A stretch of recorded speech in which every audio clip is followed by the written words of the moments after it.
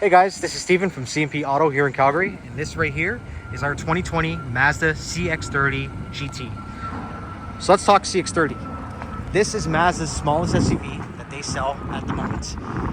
This particular CX-30 is finished in Soul Red Crystal Metallic, what I think is one of the most striking colors on the road, regardless of price, class of vehicle, no matter what. And a lot of people seem to share that same sentiment. Anyway, Soul Red Crystal Metallic on the outside with the white and dark brown interior. It's a very sharp looking car. It has a 2.5 liter naturally aspirated 4-cylinder engine, makes 186 horsepower and about the same pound-feet of torque. And it is all-wheel drive.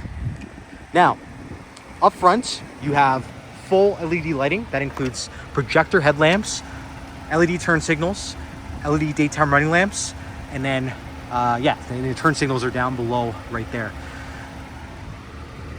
Now, this logo, of course, behind here, you're gonna find your radar sensor for your adaptive cruise control, and it does look like the previous owner installed a block heater. Now, around the sides, you have 18-inch wheels wrapped in Bridgestone all-season rubber. You have side mirrors with integrated LED turn signals. These mirrors are heated, they're auto dimming, and you have blind spot as well. You also get keyless proximity entry, which allows you to keep your key in your pocket at all times, especially when you combine that fact with push button start. I'll get back to the interior in a moment, but let's head out back. So, just as the same as the front, you're gonna have full LED lighting back here, including brake lights, turn signals, reverse lights, the lot. You also get backup sensors, backup camera, and dual exhaust down below. Now, you have a SkyActiv-G logo, so that is Mazda marketing speak for their high efficiency, high compression engines. And we have a 2022 Mazda 3 all-wheel drive with the same engine in our household. It is phenomenal in terms of fuel economy, engine response, and they seem to have a very good track record in terms of reliability as well. Now, down below, you have a spare tire with an integrated Bose subwoofer right there. You have a 60-40 split rear bench. And then this parcel shelf, of course, is removable. So you'll have quite a large opening here.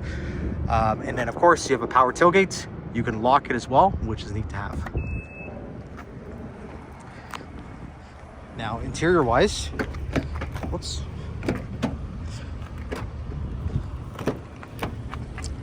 Like I mentioned, white perforated leather. It's very sharp looking, nice contrast with the dark brown and black dark brown leather with white stitching and black trim. It has all-weather mats, AC vents out back, and a cream colored headliner. I think it's pretty sharp. Now, up front, you have the power driver and passenger seats.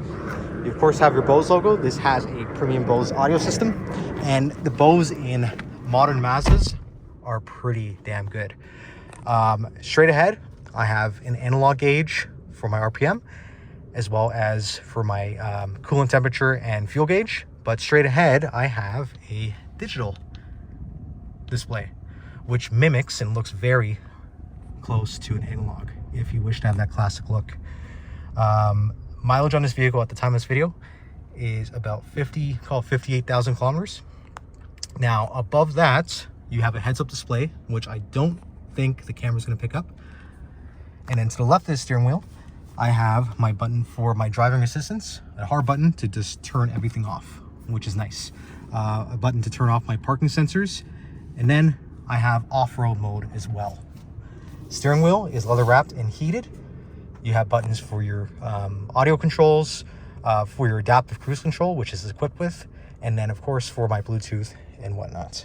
Now, to the right of that, I have my push button start, my dual zone climate control, heated seats, tri-level for the driver and passenger, and then my heated steering wheel button right there.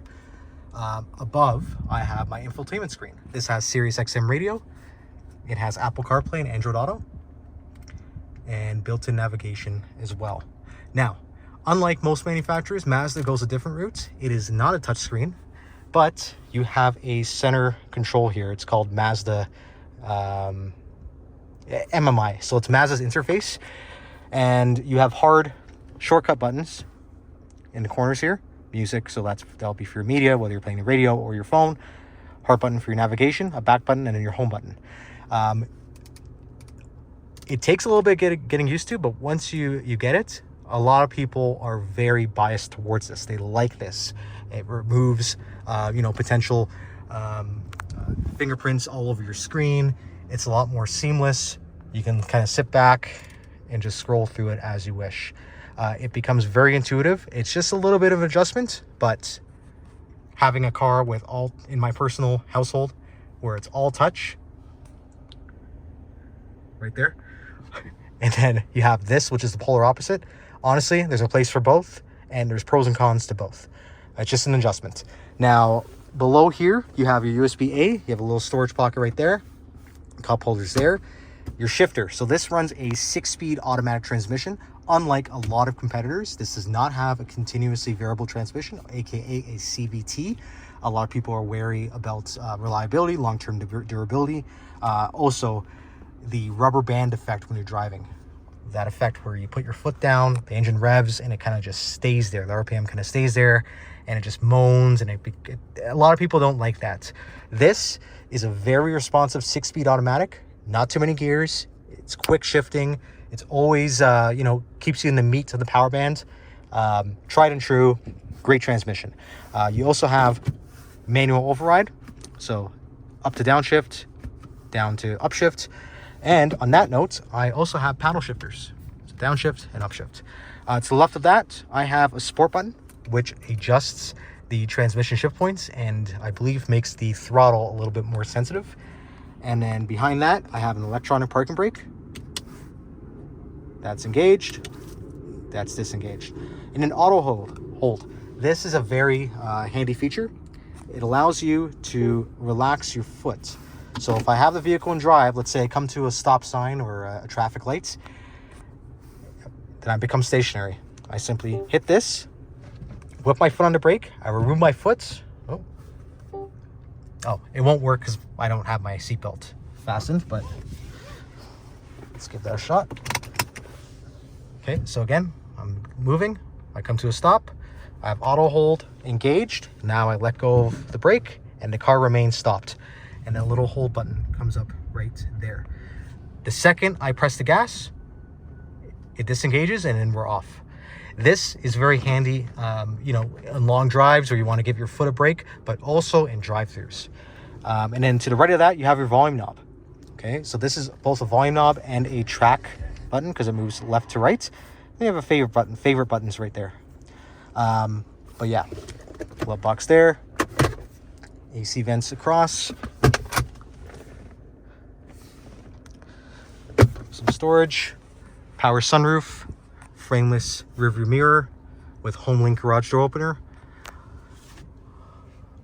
I think this is a very nice vehicle. It also drives very nice. It's comfortable, it's responsive, it's sporty, but serene. That's the best way I can describe it. But anyway, thanks for watching, and you take care.